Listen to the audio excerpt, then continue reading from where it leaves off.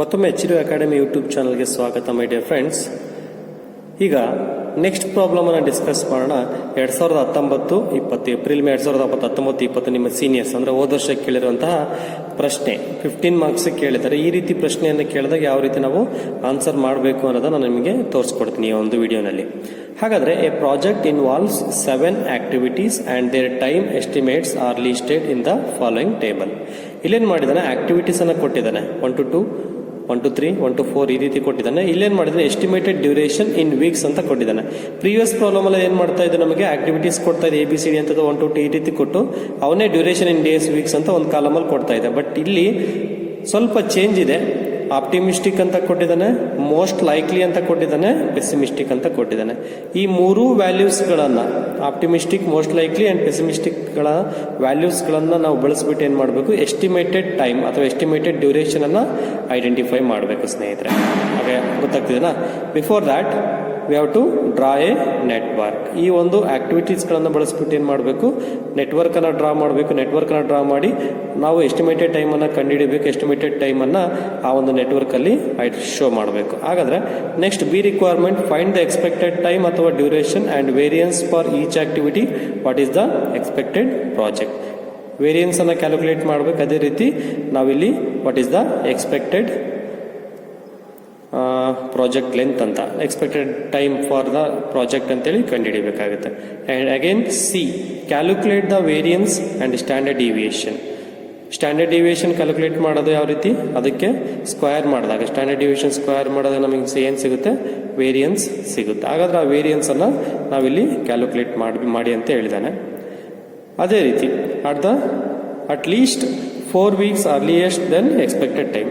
ನಮ್ಮ ಒಂದು expected time ಅನ್ನು ನಾವು ನೆಟ್ವರ್ಕ್ ಡ್ರಾ ಮಾಡಿದ್ಮೇಲೆ ಅಲ್ಲಿ ನಮಗೆ ಏನ್ ಸಿಗುತ್ತೆ, ಎಸ್ಟಿಮೇಟೆಡ್ ಟೈಮ್ ಸಿಗುತ್ತೆ. ಅದೇ ರೀತಿ ಅದರ ಬಿಫೋರ್ ಪಾಸಿಬಿಲಿಟೀಸ್ ಎಷ್ಟಿದೆ. ಫಾರ್ ಎಕ್ಸಾಂಪಲ್ ಒಂದು 20 ವಾರಕ್ಕೆ ನಮ್ಗೆ ಕಂಪ್ಲೀಟ್ ಆಗುತ್ತೆ ಅಂತ ಏನಾದರೂ ಒಂದು ಎಸ್ಟಿಮೇಟೆಡ್ ಟೈಮ್ ಸಿಕ್ಕರೆ ಒಂದು ಪ್ರಾಜೆಕ್ಟ್, ಅದಕ್ಕಿಂತ 4 weeks ಬಿಫೋರ್ ಅಂದ್ರೆ 20 - 4 ಮಾಡಿದ್ರೆ ನಮಗೆ 16 weeks ಅಲ್ಲಿ ಕಂಪ್ಲೀಟ್ ಆಗುವಂತಹ ಪಾಸಿಬಿಲಿಟೀಸ್ ಎಷ್ಟು ಪರ್ಸೆಂಟೇಜ್ ಇದೆ ಪ್ರಾಜೆಕ್ಟ್ ಅಂತ ನಾವು ಐಡೆಂಟಿಫೈ ಮಾಡಬೇಕು. ಅದೇ ರೀತಿ ಇಲ್ಲಿ not more than 4 weeks later than the expected time.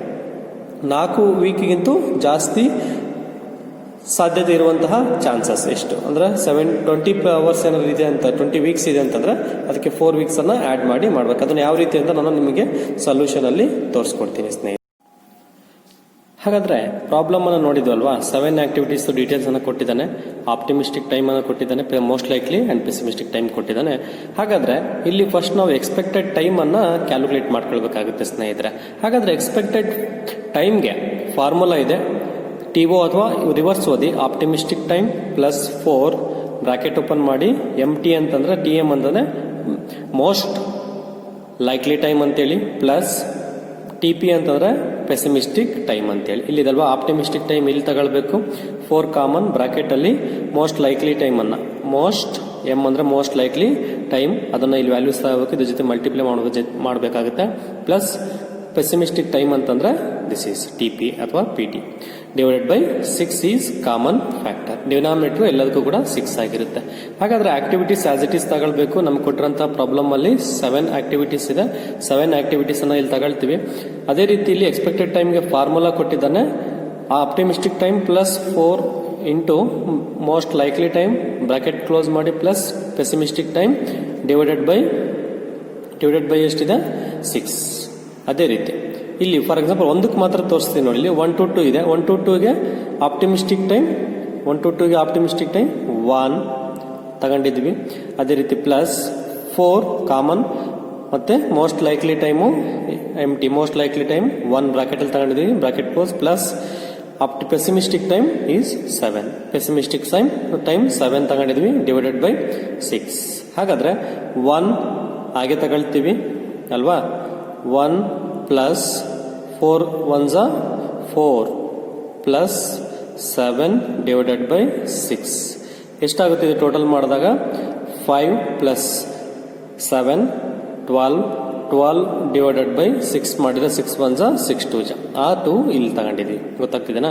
This is the expected time ET ಅಂತೇಳಿ ತಗೊಳ್ಬೇಕಾಗುತ್ತೆ. ಅದೇ ರೀತಿ ಸೆಕೆಂಡ್ 1 to 3 ಇದೆ. 1 ಹಾಗೆ ತಗೊಂಡಿದ್ದೀವಿ, 4 ಕಾಮನ್ ಪ್ಲಸ್ 4 ಇಂಟು 4 ಮತ್ತೆ ಬ್ರಾಕೆಟಲ್ಲಿ 4 ಬ್ರಾಕೆಟ್ ಕ್ಲೋಸ್ ಮಾಡ್ತೀವಿ ಪ್ಲಸ್ 7 ಅದು 1 2 3 1 2 3ಗೆ ಆಕ್ಟಿವಿಟಿ ಡಿವೈಡ್ ಬೈ 6 ಎಲ್ಲದಕ್ಕೂ ಕೂಡ 6 ತಗೊಂಡಿದ್ದೀವಿ. ಅದೇ ರೀತಿ ಡಿವೈಡ್ ಬೈ 6 ಮಾಡಿದ್ರೆ ನಮಗೆ 4 ಬರುತ್ತೆ. ಗೊತ್ತಾಗ್ತೀನ? ಈ ರೀತಿಯಾಗಿ ನಮಗೆ ಎಕ್ಸ್ಪೆಕ್ಟೆಡ್ ಟೈಮ್ ಅನ್ನ ನೀವು ಅರೈವ್ ಆಗಬೇಕು. ಈ ರೀತಿ ಪ್ರಾಬ್ಲಮ್ ಅನ್ನ ಕೊಟ್ಟಾಗ optimistic, most likely and pessimistic time ಅನ್ನ ನೀಡಿದಾಗ. ಹಾಗಾದ್ರೆ ಇಲ್ಲಿ ಎಕ್ಸ್ಪೆಕ್ಟೆಡ್ ಟೈಮ್ ನಮಗೆ ಸಿಕ್ಕಿದೆ, ಯಾವ ರೀತಿ ಬಂದಿದೆ ಅಂತ ಗೊತ್ತಾಗಿದೆ. ಅಗೇನ್ ಇಲ್ಲಿ ಸ್ಟ್ಯಾಂಡರ್ಡ್ ಡಿವಿಯೇಷನ್ ಅನ್ನ ನಾವು ಕ್ಯಾಲ್ಕುಲೇಟ್ ಮಾಡ್ತೀವಿ. ಸ್ಟ್ಯಾಂಡರ್ಡ್ ಡಿವಿಯೇಷನ್ ಇಲ್ಲಿದೆ. ಓಕೆ, ಇಲ್ಲಿ ನೋಡಿ, pessimistic time minus optimistic time divide by 6. Pessimistic time ಎಲ್ಲಿದೆ ನಮಗೆ ಪ್ರಾಬ್ಲಮ್ ಅಲ್ಲಿ ಕೊಟ್ಟಿದ್ದು ನೋಡಿ. Pessimistic time 7 minus optimistic time 1 ಅಂದ್ರೆ 7 ಮೈನಸ್ 1 ಡಿವೈಡೆಡ್ ಬೈ ಎಷ್ಟು, ಅದು ಕೂಡ ಡಿವೈಡ್ ಬೈ 6. ಇಲ್ಲಿ 7 ಮೈನಸ್ 6 ಮಾಡಿದ್ರೆ 6 ಬರುತ್ತೆ. 6 1 ಇಲ್ಲಿಗೆ 1 ಬರುತ್ತೆ. ಗೊತ್ತಾಗ್ತಿದಲ್ವಾ? ಈ ಫಾರ್ಮುಲಾವನ್ನ ನೋಟ್ ಮಾಡ್ಕೊಳ್ಳಿ. ಸ್ಟ್ಯಾಂಡರ್ಡ್ ಡಿವಿಯೇಷನ್ಗೆ ಇಲ್ಲಿ ಫಾರ್ಮುಲಾ ಇದೆ, pessimistic time minus optimistic time divided by 6. ಈ ಫಾರ್ಮುಲಾವನ್ನು ಅಪ್ಲೈ ಮಾಡಿದ್ರೆ ನಿಮಗೆ ಈ ವ್ಯಾಲ್ಯೂಸ್ ಇಲ್ಲಿ ಸಿಗ್ತಾ ಹೋಗುತ್ತೆ ಸ್ನೇಹಿತರೆ. ಗೊತ್ತಾಗ್ತಿದೆನಾ? ಅಂಡ್ ವೇರಿಯನ್ಸ್ ಅಂತ ಕರಿತೀವಿ. ಹಾಗಾದ್ರೆ ವೇರಿಯನ್ಸ್ ಅನ್ನ ಕಂಡುಹಿಡಿಯೋದು ಯಾವ ರೀತಿ ಅಂತಂದ್ರೆ ಸ್ಟ್ಯಾಂಡರ್ಡ್ ಡಿವಿಯೇಷನ್ ನ ಸ್ಕ್ವೇರ್ ಮಾಡೋಂಥದ್ದು. ಸ್ಟ್ಯಾಂಡರ್ಡ್ ಡಿವಿಯೇಷನ್ ನ ಸ್ಕ್ವೇರ್ ಮಾಡಿದ್ರೆ ನಮ್ಗೆ ಏನ್ ಸಿಗುತ್ತೆ? ವೇರಿಯನ್ಸ್ ಸಿಗುತ್ತೆ. ಅಲ್ಲಿ ಏನ್ ನಮಗೆ ಇಲ್ಲಿ ಸ್ಟ್ಯಾಂಡರ್ಡ್ ಡಿವಿಷನ್ ಸಿಕ್ಕಿದೆ, ಅದರ ಒಂದು ಸ್ಕ್ವೇರ್ ಮಾಡ್ತಾ ಹೋಗಿ ಇಷ್ಟ. 1 1 1 1 1 1 1 1 1 ಇಂಟು 1 ಅಂತ ಅರ್ಥ ಅಷ್ಟೇ. 1 into 1 is equal to 1 common ಆಗಿ. 0 ಇಂಟು 0 0, 2 2 4, 1 1 1, 2 2 4. ಟೋಟಲ್ ಮಾಡಿ, that is summation square.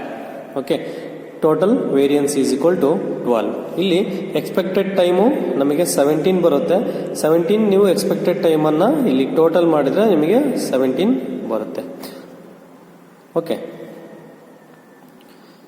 Otherwise ನೀವು ಇಲ್ಲಿ ನಮ್ಮ ಒಂದು ನೆಟ್ವರ್ಕ್ ನ ಡಯಾಗ್ರಾಮ್ ಹಾಕಿದ ಮೇಲೆ ನಿಮಗೆ ಅಲ್ಲಿ ಎಕ್ಸ್ಪೆಕ್ಟೆಡ್ ಟೈಮ್ ಯಾವ ರೀತಿ ಬರುತ್ತೆ ಅಂತ ನಿಮಗೆ ತೋರಿಸ್ಕೊಡ್ತೀನಿ ಇದೇ ವಿಡಿಯೋನಲ್ಲಿ. ಅದೇ ರೀತಿ ವೇರಿಯನ್ಸ್ ಆಫ್ ದ ಪ್ರಾಜೆಕ್ಟ್ 12 ಇದೆ. ವೇರಿಯನ್ಸ್ ಆಫ್ ದ ಪ್ರಾಜೆಕ್ಟ್ 12 ಇದೆ. ಅದಕ್ಕೆ ಸ್ಟ್ಯಾಂಡರ್ಡ್ ಡಿವಿಯೇಷನ್ ಅಂತ ಬಂದಾಗ standard deviation is equal to root variance.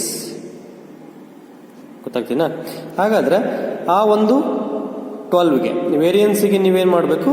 Root ಅನ್ನ ಅಪ್ಲೈ ಮಾಡಬೇಕು. 12 ರೂಟ್ ಅನ್ನ ಪ್ರೆಸ್ ಮಾಡಿದ್ರೆ ನಿಮಗೆ ಕ್ಯಾಲ್ಕುಲೇಟರ್ ಅಲ್ಲಿ 3.46 ಸಿಗುತ್ತೆ. That is the standard deviation of the project is 3.46. 12 ಇದು ನಿಮಗೆ ಇಲ್ಲಿ ಸಿಕ್ಕಿದೆ, ಅದಕ್ಕೆ ರೂಟ್ ಅನ್ನು ಅಪ್ಲೈ ಮಾಡಿದ್ರೆ 3.46. This is the variance. 12 ಅನ್ನೋದು, 17 is the expected time. ಗೊತ್ತಾಯ್ತಲ್ವಾ?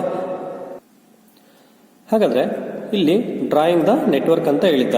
Requirement ಏನಲ್ಲಿ ನಮಗೆ ಇಲ್ಲಿ ಡ್ರಾ ದ ನೆಟ್ವರ್ಕ್ ಡಯಾಗ್ರಾಮ್ ಅಂತ ಹೇಳಿದ್ದ. ಇಲ್ಲಿ ನೆಟ್ವರ್ಕ್ ಡಯಾಗ್ರಾಮ್ ಅನ್ನು ನಾವೇನು ಡ್ರಾ ಮಾಡ್ತಾ ಇದೀವಿ, ಆಕ್ಟಿವಿಟೀಸ್ ಅನ್ನ ಕೊಟ್ಟಿದ್ದಾನೆ. 1 to 2, 1 to 3 ಕೊಟ್ಟಿದ್ದಾರೆ. ಅದೇ ರೀತಿ 1 to 4 ಕೊಟ್ಟಿದ್ದಾರೆ, 2 to 5 ಕೊಟ್ಟಿದ್ದಾರೆ, 3 to 5 ಕೊಟ್ಟಿದ್ದಾರೆ, 4 to 6 ಕೊಟ್ಟಿದ್ದಾರೆ, 5 to 6 ಕೊಟ್ಟಿದ್ದಾರೆ. ಈ ಡ್ಯೂರೇಷನ್ ಅನ್ನು ನಾವು ಎಕ್ಸ್ಪೆಕ್ಟೆಡ್ ಟೈಮ್ ಏನು ಕ್ಯಾಲ್ಕುಲೇಟ್ ಮಾಡಿದ್ವಲ್ವಾ, ಆ ಎಕ್ಸ್ಪೆಕ್ಟೆಡ್ ಟೈಮ್ ಅನ್ನ ಇಲ್ಲಿ ನಾವು ಹಾಕ್ತಾ ಹೋಗ್ಬೇಕಾಗುತ್ತೆ.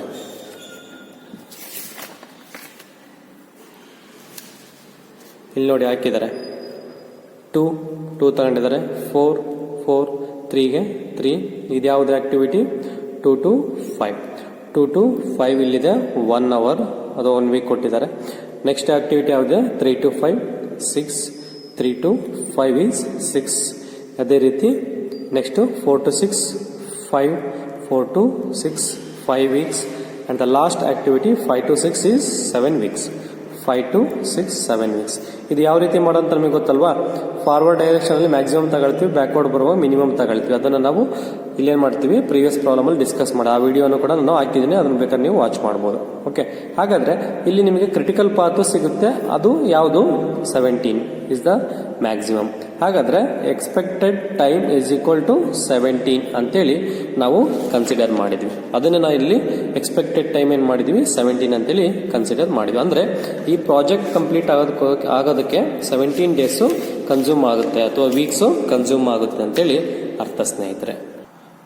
ಹಾಗಾದ್ರೆ ಈ ಪ್ರಾಬ್ಲಮ್ ಅಲ್ಲಿ ನೆಟ್ವರ್ಕ್ ಅನ್ನು ಡ್ರಾ ಮಾಡಿ ಅಂತ ಹೇಳಿದ ಮಾಡಿದ್ದೀವಿ. ಅದೇ ರೀತಿ ಎಕ್ಸ್ಪೆಕ್ಟೆಡ್ ಟೈಮ್ ಮತ್ತು ವೇರಿಯನ್ಸ್ ಎಲ್ಲನೂ ಕೂಡ ಹೇಳಿದ್ದ, ಅದನ್ನು ಕೂಡ ಕಂಡುಹಿಡಿದಿದ್ವಿ. ಎಕ್ಸ್ಪೆಕ್ಟೆಡ್ ಪ್ರಾಜೆಕ್ಟ್ ಲೆಂತ್ 17 ವೀಕ್ಸ್ ಅಂತ ಕೂಡ ಕಂಡುಹಿಡಿದಿದ್ವಿ. ಆದರೆ ಲಾಸ್ಟ್ ಸಿ ಆಪ್ಷನ್ ಇದೆ, calculate the variance and standard deviation of the project length, what is probability that the project will be completed.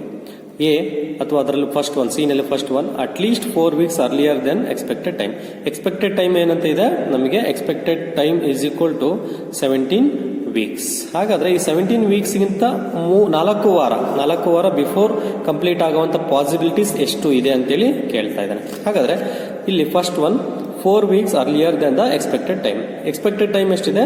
17 weeks. Expected time of the project is 17 weeks, 17 ವಾರಗಳು. 4 weeks earlier than expected time ಅಂದ್ರೆ 17ರಲ್ಲಿ 4 ಹೋದ್ರೆ 13 is the expected ಅಥವಾ time. Expected time ಅಲ್ಲಿ 4 weeks ಕಳೆದಿದ್ವಿ. This is the schedule time ಅಂತ ಕರೀತಾರೆ. Okay, schedule time ಅಥವಾ TS ಅಂತೇಳಿ ಕರೀತಾರೆ. ಇಲ್ಲಿ Z ಟೇಬಲ್ ನಾವು ನೋಡಿದ್ವಿ. ಈ ರೀತಿಯಾಗಿ Z ಟೇಬಲ್ ಅನ್ನು ನೀವು ಬಳಸಬೇಕಾಗುತ್ತೆ. ಇದು ಯಾವ ರೀತಿ ನಾವು ಬಳಸೋದಂತ ನಾನು ನಿಮಗೆ ತಿಳಿಸ್ಕೊಡ್ತೀನಿ ಸ್ನೇಹಿತರೆ. ಓಕೆ, ಹಾಗಾದ್ರೆ Z is equal to standard time ಅಥವಾ schedule time minus expected time divided by standard division. Standard division ನಾವು ಕಂಡುಹಿಡಿದ್ವಿ, ಎಷ್ಟಿದೆ? Standard division is equal to 3.46. Expected time 17 weeks. ಗೊತ್ತಾಗ್ತಿದೆನಾ?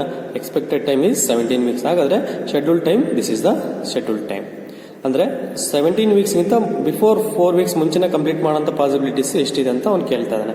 ಹಾಗಾದ್ರೆ 13 schedule time, expected time 17 divided by 3.46, that is the standard deviation is equal to minus ಬರುತ್ತೆ, -4 divide by 3.46 ಮಾಡಿದ್ರೆ 1.15 minus 1.15. ಅದೇ ರೀತಿ ನೀವು ಇಲ್ಲಿ ಟೇಬಲ್ ಅಲ್ಲಿ ಪಾಸಿಟಿವ್ ಇರುತ್ತೆ, ನೆಗೆಟಿವ್ ಕೂಡ ಇರುತ್ತೆ. ನೆಗೆಟಿವ್ ಅಲ್ಲಿ ಬರಬೇಕು, 1.15 ಬರುತ್ತೆ ನೋಡಬೇಕು. ಇಲ್ಲಿ 1.1 ದಟ್ ಈಸ್ 5 ಇಲ್ಲಿದೆ ನೋಡಿ. ಇಲ್ಲಿ 5 ಈ ಕಡೆಯಿಂದ ನೋಡಬೇಕು, ಮೇಲ್ಗಡೆಯಿಂದ ಕಾಲಮ್ ವೈಸ್ ನೋಡಬೇಕು. 1.15 ಇಲ್ಲಿ 1.1251 ಬರುತ್ತೆ. 0.1251 0.1251 ಅಂತೇಳಿ ಅರ್ಥ. ಅದನ್ನು ನಾವೇನ್ ಮಾಡಬೇಕು? ಇಂಟು 100 ಮಾಡಬೇಕು. ಇಂಟು 100 ಮಾಡಿದ್ರೆ it will be converted to percentage. 0.1251 into 100 ಮಾಡಿದ್ರೆ 12.51% ಅಷ್ಟು ಪಾಸಿಬಿಲಿಟೀಸ್ ಅಥವಾ ಪ್ರೊಬಬಿಲಿಟಿ ಏನಿದೆ ಅಂತಂದ್ರೆ ಬಿಫೋರ್ 4 ವೀಕ್ಸ್ ನಾವು ಪ್ರಾಜೆಕ್ಟ್ ಅನ್ನ ಕಂಪ್ಲೀಟ್ ಮಾಡಬಹುದು ಅಂತೇಳಿ. ಗೊತ್ತಾಗ್ತಿದೆನಾ? ಅದೇ ರೀತಿ ಇನ್ನೊಂದಿದೆ, ಬಿ ರಿಕ್ವೈರ್ಮೆಂಟ್ ಇದೆ ಪ್ರಾಬ್ಲಮ್ ಅಲ್ಲಿ. Not more than 4 weeks later than the expected time. 4 ವಾರಕ್ಕಿಂತ ಜಾಸ್ತಿ ಆಗಬಾರ್ದು. ಅಂದ್ರೆ ಎಕ್ಸ್ಪೆಕ್ಟೆಡ್ ಟೈಮ್ಗಿಂತ 4 ವೀಕ್ಸ್ ಲೇಟರ್ ಆಗ್ಬೋದು, ಅದಕ್ಕಿಂತ ಜಾಸ್ತಿ ಆಗಬಾರ್ದು ಅಂತ ಹೇಳ್ತಾ ಇದ್ದಾರೆ. ಹಾಗಾದ್ರೆ ಎಕ್ಸ್ಪೆಕ್ಟೆಡ್ ಟೈಮ್ ಎಷ್ಟಿದೆ? 4 ವೀಕ್ಸ್. ನಾಟ್ ಮೋರ್ ದನ್ ಅಂತಂದ್ರೆ ಮ್ಯಾಕ್ಸಿಮಮ್ 4 ವೀಕ್ಸ್ ಡಿಲೇ ಆಗ್ಬೋದು ಪ್ರಾಜೆಕ್ಟ್. ಓಕೆ, ಮ್ಯಾಕ್ಸಿಮಮ್ 4 ವೀಕ್ಸ್ ಏನಾಗ್ಬೋದು? ಡಿಲೇ ಆಗ್ಬೋದು. ಅಲ್ಲಿಗೆ 21 ಇಸ್ ದ ಶೆಡ್ಯೂಲ್ ಟೈಮ್ ಅಂತೇಳಿ ಅರ್ಥ. ಆ ಶೆಡ್ಯೂಲ್ ಟೈಮ್ ಅನ್ನ ಸೇಮ್ ಇದೇ formula, schedule time minus expected time divide by standard division. Schedule time 21 weeks minus 17 expected time divided by standard division 1.15. ಇದೇ ನಿಮಗೆ ಜೆಡ್ ಟೇಬಲ್ ಅಲ್ಲಿ ಪಾಸಿಟಿವ್ ವ್ಯಾಲ್ಯೂಸ್ ಇದೆ. ಇಲ್ಲಿ ನೋಡಿ 1.1 ಪ್ಲಸ್ 0.05 ಅಲ್ಲಿ ಎಷ್ಟು ಬರುತ್ತೆ ನೋಡಿ? 0.8749. ಅದು ಯಾವ ರೀತಿ ನೋಡ್ಬೇಕಂದ್ರೆ 1.1 ರೋ ವೈಸ್ ನೋಡಬೇಕು, 0.05 ಕಾಲಮ್ ವೈಸ್ ನೋಡ್ಬೇಕು. ಅವಾಗ ನಿಮಗೆ 0.8749 ಸಿಗ್ತಾ ಇದೆ. ಗೊತ್ತಾಗ್ತಿದೆನಾ? ಹಾಗಾದ್ರೆ ಈ ಒಂದು 0.8749 ಇಂಟು 100 ಮಾಡಬೇಕು.